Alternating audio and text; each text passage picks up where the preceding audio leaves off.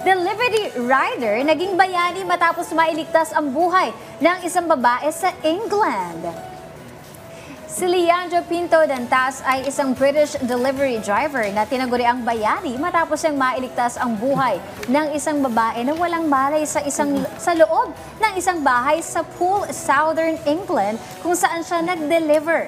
Sabi ng 36-year-old na driver, bukas ang ilaw at may nakabukas na TV nang mag-deliver siya. Pero kahit nag-doorbell at tumatawag siya sa contact number ng customer, walang sumagot. Noong una, akala lang niya ay umalis ng bahay ang may-ari. Ngunit, bago siya umalis, may kakaibang kutob siyang naramdaman. Kaya sumilip siya sa isang bintana at doon po niya nakita ang babae na nakahandusay sa sahig. Agad niyang tinawagan ang ambulansya na agad namang dumating. Ligtas ang senior citizen na labis ang pasasalamat sa kabutihang ipinakita ni Leandro. Wow.